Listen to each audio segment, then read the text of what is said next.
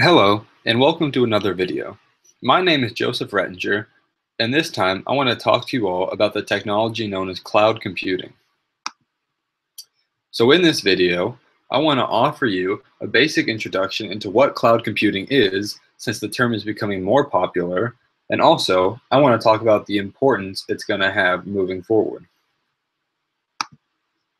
So here, I just wanted to present you with a very simplified illustration of what the cloud is, just to begin the presentation, so that you can begin to visualize the concept that I'm going to discuss further. So the cloud can basically be explained as a new way of storing data that is different from the PC that has always been used. So instead of data being saved to a single device, using the cloud, the data is sent to a mainframe that exists on the internet and that can then be accessed by any device. So a question people have is, what are the benefits of the cloud that makes it worth switching over from their PC? Well, one of the major benefits is that it's much more cost effective to use the cloud because it's cheaper to keep information on the internet as opposed to physical data sites.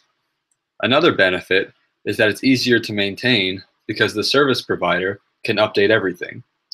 So instead of having multiple computers download a new version of a software, using the cloud allows for that change to be made to all the users at once. Also, a benefit is that the cloud allows for centralization of important data. So now with the cloud, all of the information users gather can be stored in one place that can be accessed from any device, which makes it easier for more people to view and from more places. Here's another visual aid to help develop your sense of cloud computing. As you can see, user devices like phones, laptops, tablets, they all exist outside of the cloud, but they're all able to access the same information, which isn't possible on PCs. So there are multiple forms of the cloud that I want to talk about, and they are private clouds, public clouds, and the hybrid cloud. To start off with, private clouds are usually set up by big businesses to store their data alone.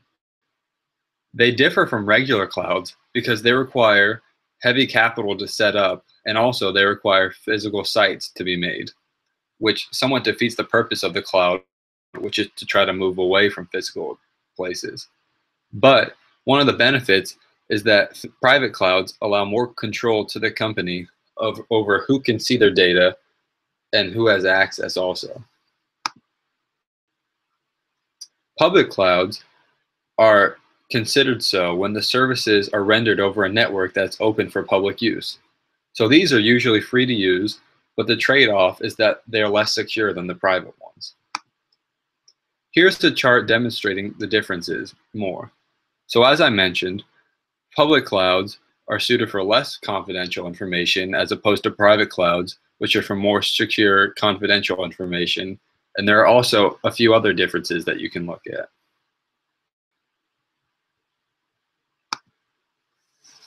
And finally, hybrid clouds are when there are two or more distinct clouds that are tied together that offer the benefits that can't be matched by one of the models alone.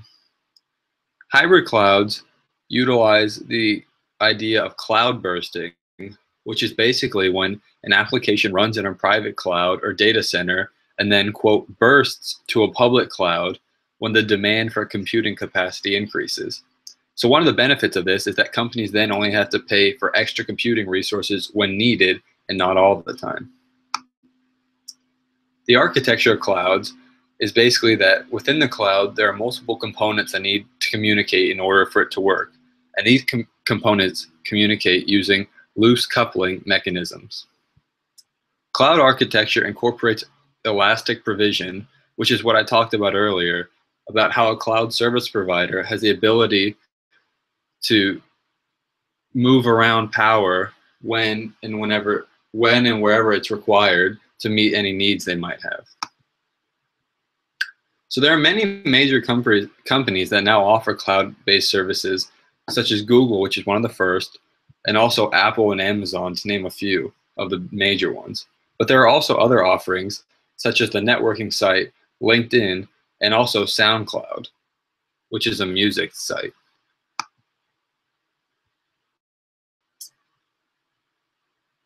Cloud computing has also become very profitable. So in the past few years, the market has grown exponentially, and it currently generates more than $100 billion annually. It's estimated that by 2020, around 200 billion will be produced annually by cloud computing alone. So as I said, profitability of cloud computing is exploding. They're not just creating revenue from applications, even though that's the most profitable, but also revenues generated by platforms and business services, which many experts estimate could approximate the 200 billion as soon as 2020. So since it's still relatively young, there isn't much cloud hardware available yet, but so far the major player in the market is Google. Google's Chromebook is completely powered by the cloud and offers a much cheaper and more energy efficient alternative to traditional PCs. Another Google project that has just been released is known as the Chromebit, and it can turn any LCD display or TV into a completely functioning computer. So security is always a major concern consumers have of new products, but so far cloud computing looks to be promising. Generally speaking, cloud computing has better security than traditional PCs because the centralization of information makes it easier to monitor and keep track of who's accessing it. So going forward, the industry is set to explode. Currently, cloud computing has reached full commercial exploitation, which means that most of the main issues that get in the way of production have been addressed. So now more companies are turning towards the technology. So through this video, I hope to have provided you an intro into cloud computing and also to have discussed its economic impact it's going to have now and in the future.